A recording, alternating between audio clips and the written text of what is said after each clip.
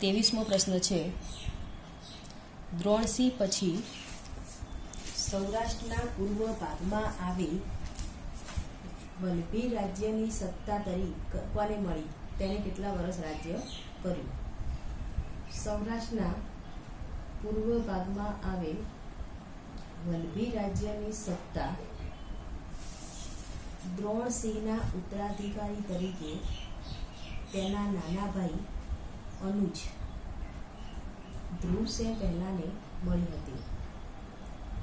તેણે ઈસવીસન 520 થી 550 એટલે કે 30 વર્ષ શાસન કર્યું હતું. વલભીના રાજા ધ્રુવસેન પહેલાએ કયા કયા બિરુદો ધારણ કર્યા હતા? જવાબ: વલભીના મહારાજા ધ્રુવસેન પહેલાએ પરમ ભટ્ટાર, મહારાજા, મહાસામંત, મહાપ્રતિહાર, મહાદંડનાયક, મહાકાર્તાકૃતિ એમ કુલ 6 બિરુદો ધારણ કર્યા હતા.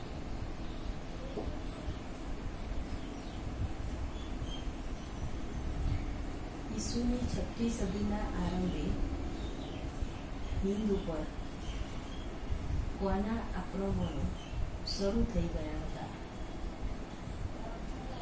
ગુજરાતના વલભી રાજ્યનો કયો પ્રદેશ તેણે પડાવી લીધેલો? ઈસુની 6મી સદીના આરંભે હુણ પ્રજાના આક્રમણો હિંદ ઉપર શરૂ થઈ ગયા હતા અને તેણે ગુજરાતના વલભી રાજ્યનો માળવાનો પ્રદેશ પડાવી લીધો હતો. ધ્રુવસેન પહેલાએ કયા સમયગાળામાં વિજય યાત્રાઓ કરીને તેના સમકાલીન રાજાઓ કયા કયા હતા? ધ્રુવસેન પહેલાએ ઈસવીસન 534 થી 536 દરમિયાન વલભીના રાજ્ય વિસ્તાર માટે ઈશાન વર્મા લગભગ 525 થી 567 પૂર્વ અધિકારી ઈશ્વર વર્મા જેણે વિજયકૂચ કરી. બીજા હતા ગુપ્ત સમ્રાટ ભાનુગુપ્ત મગધ, જે હુણ સેનાપતિ મિહિરકુલને મારી હટાવેલો. ત્રીજા હતા યશોધર્મા, જેનું નામ હતું વિષ્ણુવર્ધન. 27મો પ્રશ્ન છે, ધ્રુવસિંહ પહેલો કયો ધર્મ પાળતો હતો? તેની ઉદારતા શામાં પ્રતિબિંબ થાય છે? ધ્રુવસેન પહેલાએ કુળ ધર્મની પરંપરાઓ ત્યજી દઈ પરમ ભાગવત સંપ્રદાય અપનાવ્યો હતો. તેણે અનેક વ્યક્તિઓ અને સંસ્થાઓને દાન આપ્યા હતા. તેની સાક્ષી તેમની મોટી સંખ્યામાં મળી આવેલ દાનપત્રોમાંથી મળી આવે છે. દાખલા તરીકે તેણે 3 દાન બૌદ્ધ વિહારો બાંધવા કે વિવાહ માટે આપેલા, જેમાંનો એક વિહાર તો તેની વાણી દુદ્દાએ બંધાવ્યો હતો. ઉપરાંત સિહોર નગરી, આનંદપુર વગેરેને લગતા અન્ય દાનપત્રો છે. ટૂંકમાં ધ્રુવસેન પ્રથમ પરાક્રમી, દાનવીર, આશ્રયદાતા, શાસ્ત્રાર્થ તત્વોનો જાણકાર કહે છે. તેનો પવિત્ર ગ્રંથ કલ્પસૂત્રમાં તેનો ઉલ્લેખ મળે છે. 28મો પ્રશ્ન છે,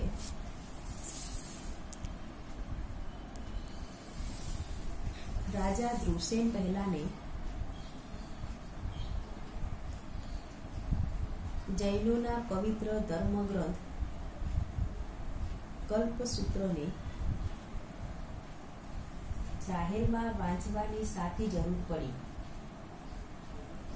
તે સર્વપ્રથમ ક્યારે વંચાયેલું?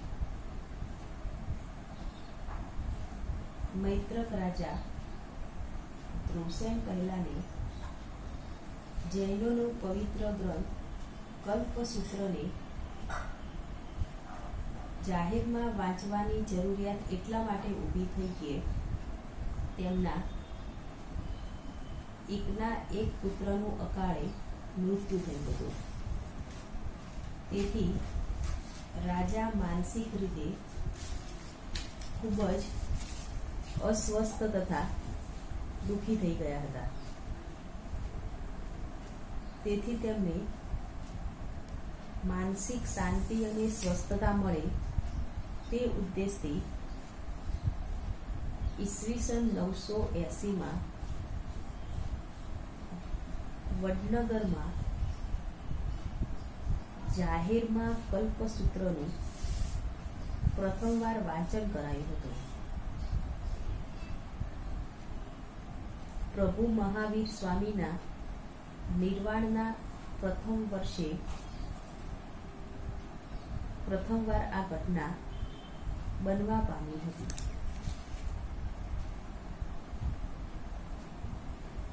મૈત્રક વંશના રાજાઓ કયા કયા હતા? સેનાપતિ ભટ્ટાર પિતા દ્રોણસિંહનો રાજ્યાભિષેક ઈસવીસન 500. જ્યેષ્ઠ પુત્ર હતો એમનો ધરસેન. એના પછી આવ્યા મહારાજા ધ્રુવસેન પ્રથમ, સેનાપતિ ધરપટ અને રાજકુમાર ધ્રુવસેન, મહારાજા ધરસેન બીજો જે ધનુર્વિદ્યાની અંદર નિપુણ હતો, શિલાદિત્ય પહેલો, ખરગ્રહ પહેલો, ધરસેન ત્રીજો, ધ્રુવસેન બીજો.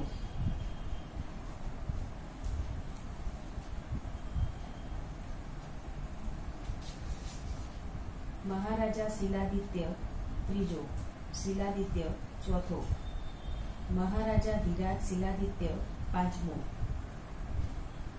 આરબોનું મોહમ્મદ બિન કાસિમ સિંધ ઉપર આક્રમણ, મહારાજા શિલાદિત્ય છઠ્ઠો અને મહારાજા શિલાદિત્ય સાતમો.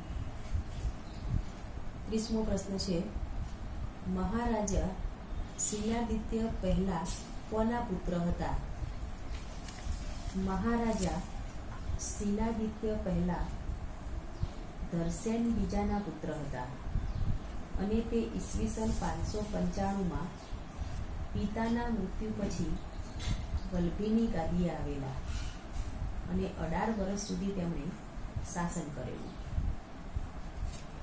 31મો પ્રશ્ન છે, મહારાજા શિલાદિત્યના કેટલા દાનપત્રો મળી આવ્યા છે? મહારાજા શિલાદિત્યના 13 દાનપત્રો તેમના શાસનકાળમાં મળી આવ્યા છે. 32મો પ્રશ્ન છે, મહારાજા શિલાદિત્ય પહેલા, જેનું બીજું નામ હતું ધર્માદિત્ય, ના દાનપત્રો કયા કવિએ લખ્યા હતા? મહારાજા શિલાદિત્ય પહેલાના દાનપત્રો સંધિ વિગ્રહકૃત ગિરીશપતિ વક્રભટ્ટીએ લખ્યા હતા.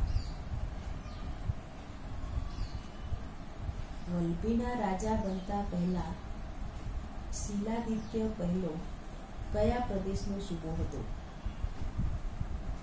વલ્લભીના રાજા બનતા પહેલા શિલાદિત્ય પહેલો સહ્ય પ્રદેશનો સામંત હતો.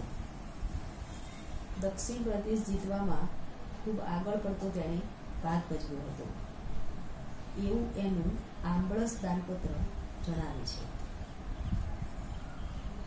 કયો ચીની પ્રવાસી મૈત્રક રાજવી શિલાદિત્ય પહેલાના સમયમાં વલ્લભીમાં આવેલો?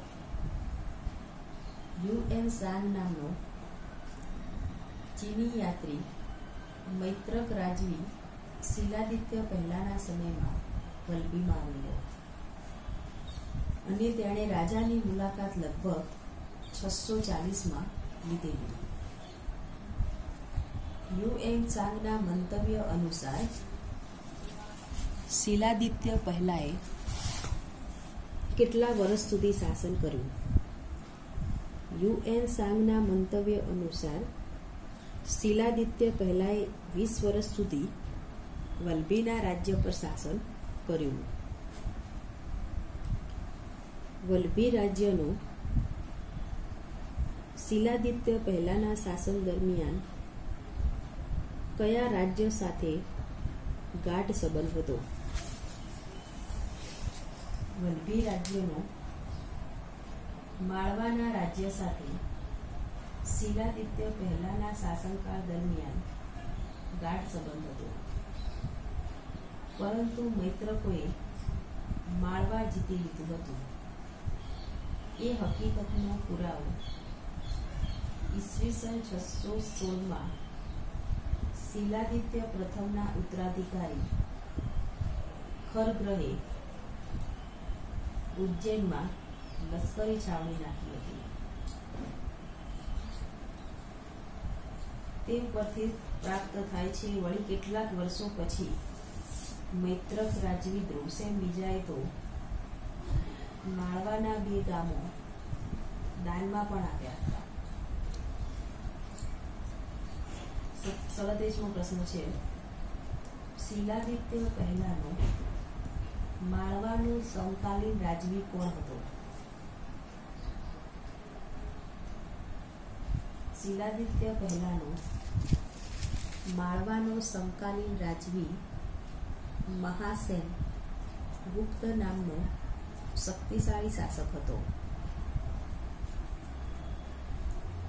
શિલાદિત્ય પ્રથમના સમયમાં કોને મહારાજા અને કોને મહારાજા ધીરાજનું બિરુદ મળતું હતું? શિલાદિત્ય પ્રથમના સમયમાં સામાન્ય રાજાઓને મહારાજ અને મહાન રાજાઓને મહારાજા ધીરાજનું બિરુદ મળતું હતું. શિલાદિત્ય પ્રથમ એ કેવો રાજા હતો? શિલાદિત્ય પ્રથમ પરાક્રમી, વિજયી અને પ્રતાપી રાજા હતો. તે પરાવિદ્યા અને અપરાવિદ્યાનો જાણકાર હતો. તે પ્રથમ ધીર, ગંભીર અને ધર્મભય જીવન જીવનાર રાજવી હતો. શિલાદિત્ય પહેલો ઉત્તમ અને સારું ચારિત્ર્ય ધરાવનાર, કલ્યાણકારી સ્વભાવ ધરાવનાર રાજવી હતો. મૈત્રક રાજવી શિલાદિત્ય પ્રથમ પોતાના ધન, સુખ અને સંપત્તિની ત્યાગ ભાવના રાખી ધર્માચરણ આચરનાર રાજવી હોવાથી તેનું ઉપનામ ધર્માદિત્ય પણ પડ્યું હતું. મૈત્રક રાજવી શિલાદિત્ય પહેલાએ બ્રાહ્મણો, બૌદ્ધ વિહારો, દેવાલયોને ભૂમિદાન આપેલા હતા. ધ્રુવસેન બીજાનો વલ્લભીમાં શાસનકાળ કયો હતો? ધ્રુવસેન બીજાનો વલ્લભીમાં શાસનકાળ 625 થી 643 એટલે કે 20 વર્ષનો હતો. ધ્રુવસેન બીજાના પુરોગામી શાસકો કોણ કોણ હતા? ધ્રુવસેન બીજાના પુરોગામી શાસકોમાં શિલાદિત્ય પહેલો, ખરગ્રહ પહેલો અને તરસેન ત્રીજો. ધ્રુવસેન બીજાએ કયું બીજું નામ ધારણ કર્યું હતું? ધ્રુવસેન બીજાએ બાલાદિત્યનું નામ ધારણ કર્યું હતું.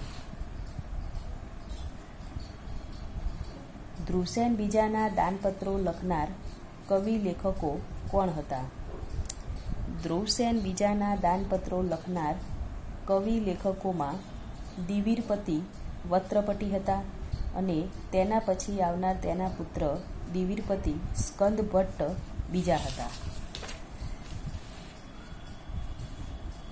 સમ્રાટ હર્ષવર્ધનની પુત્રીનો પુત્ર કોણ હતો? તેને કયું બિરુદ ધારણ કર્યું હતું? સમ્રાટ હર્ષવર્ધનની પુત્રી અને ધ્રુવસેન બીજાનો પુત્ર ધરસેન ચોથો હતો. તે હર્ષનો દોહિત્ર હતો. તેણે 7 વર્ષ શાસન કરેલું અને ચક્રવર્તી બિરુદ ધારણ કરેલું. રાજા ધ્રુવસેન બીજો કઈ બાબતોમાં શ્રેષ્ઠ હતો? રાજા ધ્રુવસેન બીજો રાજ્ય વહીવટમાં અને પાણિનીના વ્યાકરણ શાસ્ત્રમાં નિપુણ હતો. રાજા ધ્રુવસેન બીજો એ કયા ધર્મને પ્રોત્સાહન આપેલું? રાજા ધ્રુવસેન બીજો પોતાને પરમ માહેશ્વર ગણાવતો હતો અને અગાઉના મૈત્રક રાજાઓની જેમ જ બૌદ્ધ ધર્મને પ્રોત્સાહન આપ્યું. ઈસવીસન 640માં ચીની બૌદ્ધ યાત્રાળુ યુએન સાંગે વલ્લભીની રાજ્યની મુલાકાત લીધેલી. ત્યારે તેણે નોંધેલું કે રાજા તાજેતરમાં જ ત્રિરત્નની ઉપાસના તરફ અનુરુક્ત થયો છે. ચીની યાત્રાળુ યુએન સાંગ ધ્રુવસેન બીજાની સી ટીકા કરે છે?